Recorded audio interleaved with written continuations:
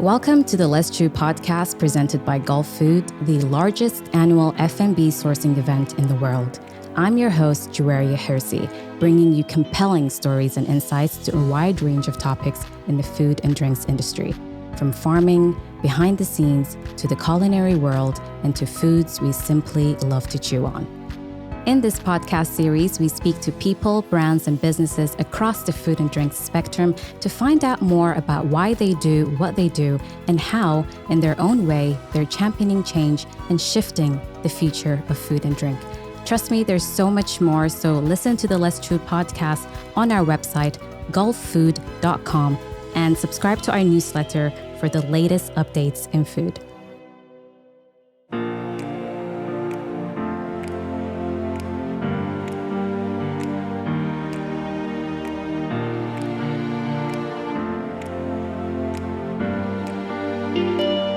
Welcome back to another exciting episode of the Let's Chew podcast. As always, I'm your host, Juwaria Hirsi, and today we are joined by Shilpa Ghosalkar, the Distinguished Senior Director of Food Safety Quality Assurance for Asia, the Middle East, and Africa at PepsiCo.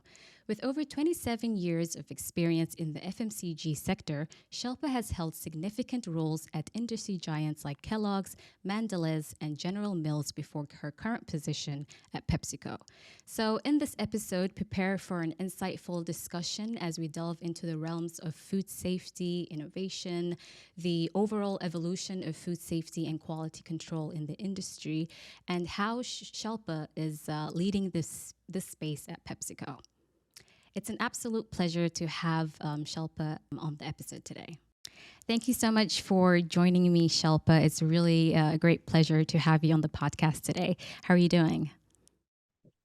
Doing good. Same here. It's a pleasure meeting you. You too. So let's just get right to it. So if you could just provide us with an overview of your role as the Senior Director of Food Safety Quality Assurance at PepsiCo, and how does food safety play a crucial role in the company's operations? So I've been 27 years in the industry and as a leadership of Senior Director of Food Safety and Quality in PepsiCo for AMESA. The important role is ensure we deliver to our vision. And our vision is delighting consumer is our passion and trusted brand is our promise. And this really comes through the role we play across the supply chain. Right from the proactive engagement and implementation of quality food standards at suppliers in innovation to governance and compliance in manufacturing. So we partner with our R&D and supply chain team, create the competency and capability on quality food safety. And that's critical to this role. We have seen FMCG companies moving towards consumer centricity and, creating brands which are trusted and liked by the consumers. At PepsiCo, food safety is utmost important and consumer is first for us.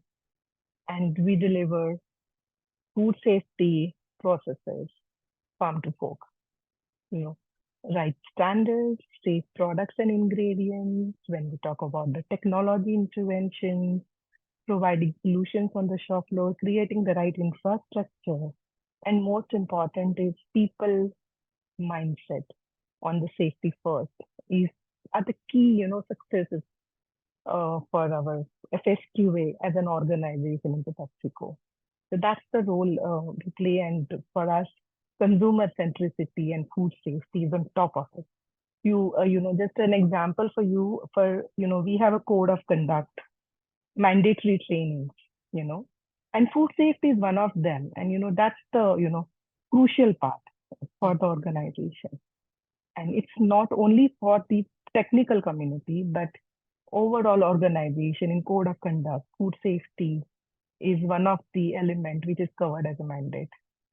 So that's where PepsiCo is in terms of food safety quality and the role we play across supply chain. That's lovely. So I want to know a little bit more about you and your journey in the food and beverage industry. So if you can tell me a little bit more about why you do what you do. So if I can get to know a little glimpse of your journey into being where you are today. Can you let me? So journey in terms of the food safety and quality, I started as an R&D product developer, you know, Okay. straight from the college. And first time I moved into the manufacturing quality, and that's where my journey started with the quality and food safety era. And the journey is right from the shop floor to the leadership. Okay. And when you talk about quality food safety, it is not only into the manufacturing, you know, it is from design to commercial to consumer. And in my career journey, I played a role which are different both from the food safety and quality across the supply chain. Supplier quality assurance, distribution quality, how do we build in food safety and quality in the innovation, growth plans, category part of it. So the journey has been moving from the shop floor to the leadership level, working on the different elements of food safety and quality, end-to-end supply chain. And now most important is when you come to the leadership role, you know, how do you create the culture of food safety quality? And that's the focus. So journey from a From the doer to start. a leader. That's beautiful. So let's get into the industry. As the food industry becomes increasingly globalized, what do you perceive as the major challenges in maintaining consistent food safety standards across diverse markets? My experience, the most important and the first one for me is culture. Culture. Okay. Diverse manufacturing footprints and the local cultural practices do have impact on the way we drive food safety practices. Okay. We implement standard, we give science-based solutions, we create infrastructure, but quality and food safety on shop floor can be sustained only if it is in the people behavior. And that's where the culture plays a role. My experience is unless you create that simplification for the people and create that awareness of safety first mindset from top to bottom, it's challenging to manage the footprint of food safety. So culture is the first one for me. Other factors which are really impacting food safety is the evolution in the social media. Unforeseen environmental situations like COVID, even though COVID was a human disease, in the manufacturing or the food safety setup, we had to do a lot of changes. The way you enter the factory, the way you do the processes, the way you sanitize, personal hygiene. So definitely environmental situations impact the food safety. And the last one is the regulation, the developing regulation. If you take an example of a social media, it's a very sensitive topic. Many times real food safety incidents and escalation in the social media are not real. You That's know, very true. people awareness, people awareness is limited and this social media plays positive as well as the negative role. So we as an industry need to be ready with all the proactive measures or the new trends and manage this era of changing and evolution into the social media regulations and the environmental impact for the food industry preparation to the food safety. So that's the global um, landscape and the diverse market I have seen that in. AMISA is the most diverse market I have seen into the global international sector because Yes. the cultural practices are very different country to country. True. And So you mentioned it about the really plays a role environmental, there. Yeah. yes, the environmental changes and the social media impacts and the challenges. I think one of the things right now is all about the climate crisis. So, what potential effects do you foresee the climate change discourse having on food safety, and how might these impact manifest? So climate change, both in terms of environment and also the changes in the length of foodborne diseases, Yes, is really impacting the way we operate into the food safety major. You know, the climate changes we know we have been talking about global warming. Increased temperature, water scarcity, change in the soil, air pollution, floods. droughts, rainfall. There are so many things which are impacting the, you know, climate and which is impacting the industries. And I can give you an example of all these climate changes. The most affected era of food industry is agri and the animal part of it. You will see change in the nutritional profile of the soil and in the impact on the ingredient compositions. And then you define the different processes to manage the quality of those ingredients. The new diseases which are coming up because of the climate change, increased temperatures, global warming, because of the environmental impact, industry need to modify their storage practices and their engineering structure to control the temperatures of the product. Water scarcity, most of the organizations, and I can, confidently say that in PepsiCo, because we also, deal with the beverages, water conservation is very important. You save water. We keep educating people, and it's a climate change. Unless if we don't save water, it will not be available for us in future. So Sure. that's the climate change impact. But take an example of water saving. But at the same time, water is not only an ingredient, but it is also used for the sanitation, cleaning, which is important for your food safety. So Exactly. how you balance that cycle is very important. So we have a lot of initiatives on water conservation, water recycle, water reuse, but we follow the scientific principles into it.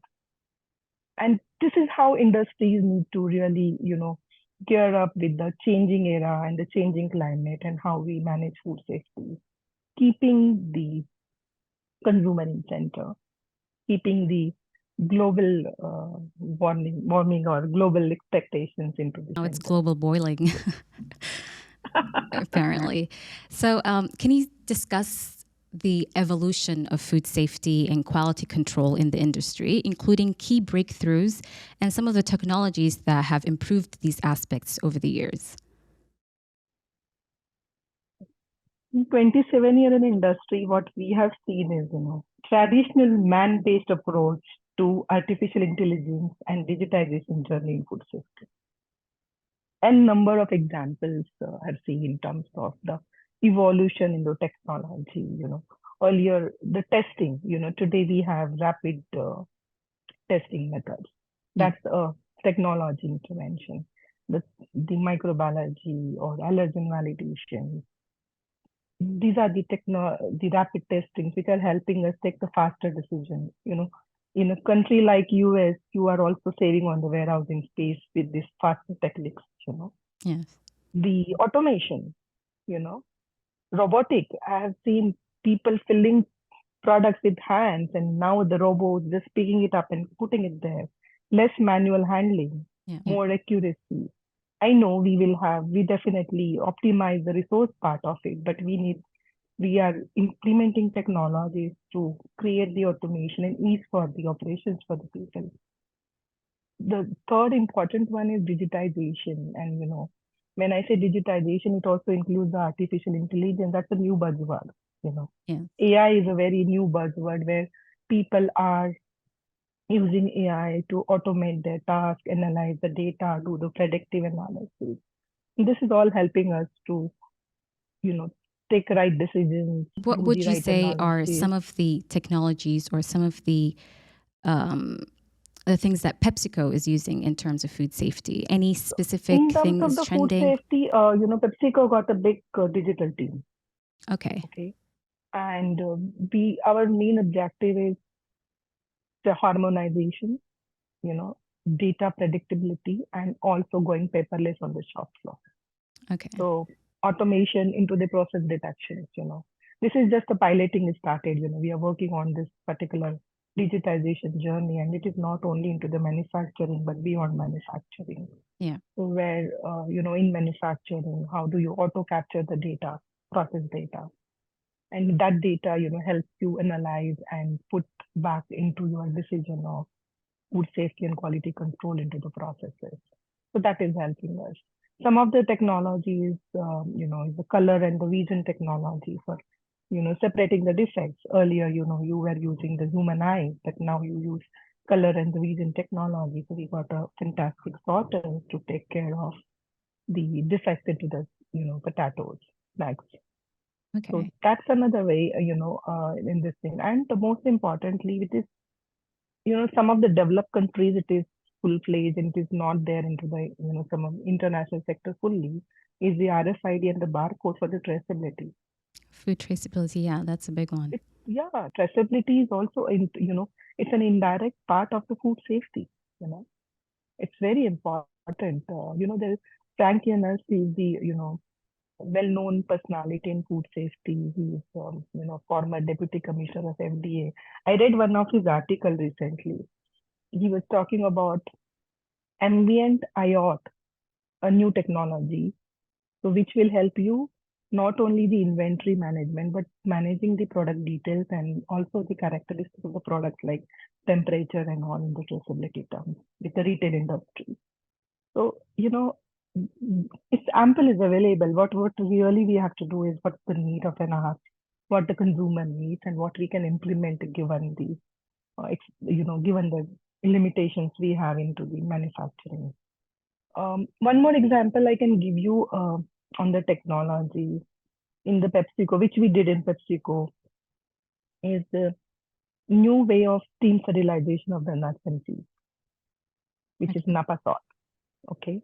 So this new technology we use in our South Africa market for sterilization of the nuts and seeds, which was the biggest ingredient portfolio for us in there. And we had to work on the kill steps for the microbiological standpoint. And this technology was, piloted in South Africa, and we are now leveraging that technology for our lot of nut sterilization projects. Okay. So And technology, there is endless, it's and endless and see, it still endless. keeps growing. So in terms of And innovation every day you will find new things coming up. It's happening, only the yeah. question of what's your objective and what you want to deliver to. Yeah, and especially AI, we don't know where it's just the beginning. Ah, So we don't know where You know, that's gonna I, go. I remember, in my previous organization, one of the AI people were talking to me, the AI will read your records and transfer into the system. Ah, interesting. It's Yeah, a lot of interesting things yeah, to really learn from and work onto it. exactly. So PepsiCo is known for their innovation in the food industry. Can you tell us about any innovative technologies, anything in particular, or approaches that PepsiCo is currently utilizing to enhance food safety and quality assurance processes? So it is, it covered into the some of the answers I gave in earlier. So in food safety technology standpoint, Yeah. at PepsiCo, we are working on two approaches. One is digitization and AI, and the second one is rapid advance in biotech. As Okay. we said that we are using the rapid advanced technology like AI, ATP luminance or cytometry or ELISA kit for our aseptic validations in the beverages. We also have in a digitization preservation model, it's like a database system which gives you the historical data and team work onto it and you get the formula which, how much preservative or how much stability product is needing in Yes. terms of the ingredients portfolio. So these are the things, digitization, as I said, paperless, uh, going paperless, it's a dream, we just started that journey, but really working on the repository of the data and how do you automate the data and how that data is then converted into the predictive, analysis, which helps you in the decision making is the critical one which we have in our portfolio for the digitization. Okay. And you're in the research and development department. So I want to understand with the consumer preferences and the regulations always evolving, how do you see the future landscape of food safety shaping up, especially in the region that you are leading? So on the evolving regulation, you mean to say, Yes, the consumer preferences. consumer preferences and Yeah. all. So Where do food you see safety it heading? expectations are, Yeah. so food safety expectations are going to be reach higher altitude, consumer awareness is the graph is going up. Yeah. The consistency is expected by consumers, safety is expected by consumers. Even our regulators are acknowledging that. What is the consumer preference? You will see that different countries are working on different regulations to accommodate those consumer preferences. And consumer preferences could be from the healthier platform or it could be from the safe food platform. Many a times consumers, earlier the trend was consumer never, thought about brand. Today consumers look for the brand because they seek trust and safety into it. Okay. So, and regulators, you know, a one classic example in India, the regulations are evolving in a direction of consumer preference. Like now they have started focusing on GMP practices, monitoring for the unorganized sector. It's a big sector in India, unorganized food sector, you know, which was never looked into. But today, consumer safety is very important for regulators as well. So a lot of focus is, on the hoteling industry or the street Yeah. food, retailers. So a lot of focus is going on. So definitely the regulators are gearing up. Import export standards are gearing up to take care of the consumer preference. And hence the future of food safety is going to be monitored through that. So we have to be, on toes with the trend Yeah. and, try and built in all the necessary expectations into our processes and programs to meet the consumer preferences, to meet the regulation expectations. On the consumer preferences also in the industry, not only the food safety part of it, or the quality part of it. Yeah. People, you know, safety is very important, but at the same time, people also want quality, which is, taste, consistency. How do you build that? So we, many organizations do that. All the organizations I worked into, we go back to consumers and get the feedback and go feed it back to our inputs into design. So that is also a way to, manage the consumer preference expectation. Sure. And for example, if I am a private label company or a smaller brand, what advice would you give to anyone looking to launch their own brand concerning food safety? And what are top of mind things to prioritize? The top of mind for me on this is a compliance to standards and processes is key. So when, any brand you want to develop, ensure sustenance of, the consumer safety is considered into on the processes. The most important is when you are defining the consumer needs, then you go to the design part of it. So important is design, execute, verify, go back to consumer and close the loop. And that's really going to help you on uh, the part of launching a brand into the markets where Yeah. But what about product labels? So the claims on a product. How can a brand ensure that they gain customer trust regarding the claims made on a product label? claim needs to be true. And if you want to make the true claim, you need to do validation. You need to design the formulas and products so that you can consistently deliver to that claim. So it's not only the product, but also the ingredients. Having those processes of verification of claim, how do we validate the consistency of that claim? And then most importantly is endorsement. Many countries do ask for the regulatory endorsement for the claim. And that's where, the confidence will come in that claim is validated and true to the nature. And, then you creating the awareness to the consumers, why that claim is there and what's the important, and you have seen that for the awareness also, a lot of times people use wrong marketing strategies. That's the reason marketing regulations are also there, Yeah. when you define the claim. So it's very important that you create that awareness to the consumers and then go back to the consumer and take the feedback on your brand so that you can learn what's happening and then you can build that back into your system. that's really, that will really help you trust creating on the labels you produce and sell into the market. Okay, and if you could just focus a little bit more on the snack industry, because I know you have 27 years of experience in different huge companies. What notable innovative strategies and developments is PepsiCo pursuing to maintain a competitive edge in the snack industry, especially in response to changes in consumer preferences towards a healthier product? Like those of right now, it's reduced sugar or natural That's right. ingredients. And that journey is true for all the industries. It's not Yeah, only PepsiCo. But exactly. for us, it is not only snacks, but it is also beverages. So we are, and we are into a different portfolio into a different markets. So in the snacks also, we are into breads and the bakery products as well. So for us, one of the critical agenda is Pep Positive, and it's a big sustainability agenda we are driving at PepsiCo.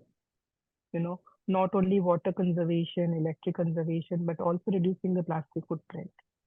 So we recently launched the R PET, the recycle PET packaging in beverages.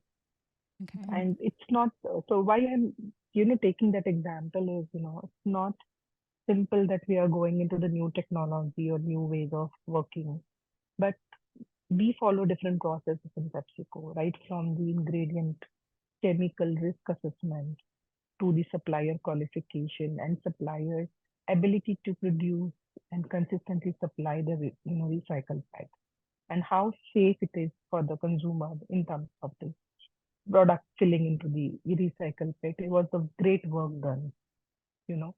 Yeah. In terms of the technologies and all, Harti, we are also working on a lot of projects on sugar, salt reduction focus. That's the focus in there. In some of the business units, some of the markets you must have seen, we also have the baked chips. It's like a healthier platform. Yeah. We are working on the millet platform. You know, your Quaker is one of the critical brand for us. So, where health is the focus. And we recently, internally, we have launched hope of growth, from the nutrition for the underprivileged kids, you know. Oh, How do we promote the nutrition needs through the Quaker platform? So those are the things which we as an organization are doing from the sustainability and the new trends into the market standpoint. that's really cool. So I'm just going to switch gears a little bit. It's always really nice to see women in food manufacturing. So, as a prominent figure in food manufacturing, particularly as a woman in a traditionally male dominated industry, could you share your insights on the unique perspective or contributions Do you that gender diversity brings? do you think it is still male dominated industry? It's not. Oh, that's good to hear. Okay. No, no. But I personally worked in the manufacturing setup where I was the only lady in the leadership, you know. Okay. So, yeah, so And tell us a little bit about your what journey. really, yeah, and what really helped me is, I could see the positive side of it, the respect in communication style, Okay. because there's a female into the leadership. So the way you communicate, there was a respect which was coming, you know, and Okay. versus the male dominated leadership. Yeah. The power to take functional decisions, that was something which I experienced as a female leader. Yeah. Gender diversity is a new way of operation across the industry.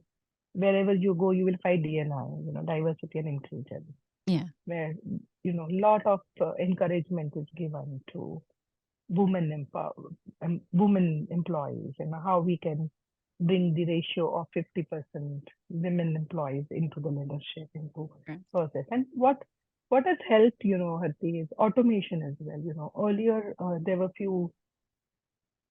thoughts around people that, hey, this cannot be done by women, it can be done by the only the males, but automation has made your life easier, something which where now I have seen companies where 50% diversity on the shop floor. That's, that's the trend today, and this Yeah. is possible because of automation, because the way we are, giving opportunity to the woman. Personally, if you ask me, Yeah. I am very neutral. Yeah. Male, female doesn't make a difference the way you drive food safety. You know, it's That's very not that true. if you include more female, it's going to be more food It, safety.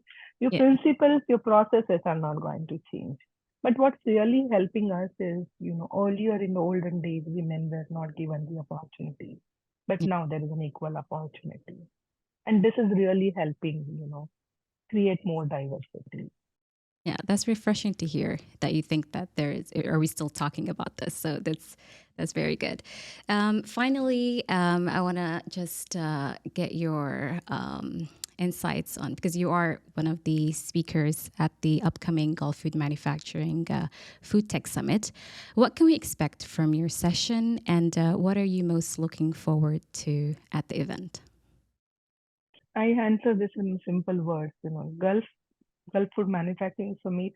Your aim is create awareness on industry practices and create platform for networking people and on the best practices. So from the session, I'm just looking for only two specifics. One is share and learn different aspects of the food safety from experts. Okay. So it's share and the learn, you learn from others. And the another one is network industry leads create the repository of technical knowledge depth, which can be implemented back into your work. So just, gaining the knowledge, sharing, learning, and creating the technical repository. That's awesome. Thank you so much, Shalpa, for coming on this episode. I know you are very, very busy and you squeezed us in, so I really appreciate for you to come on this episode today. So thank you, Hershey, and let me know if any more information is needed. Of course. Thank you. Thank you for tuning into another episode of the Let's Chew podcast. And if you want to hear more from Shelpa and many industry leaders in the food manufacturing and processing industry, you can attend our upcoming Gulf Food Manufacturing event happening on November 7th to 9th at the Dubai World Trade Center. And you can register for free on the website gulffoodmanufacturing.com. As always, please share your feedback. I would love to hear your thoughts on the episode. And as always, thank you so much for tuning in, and bye for now.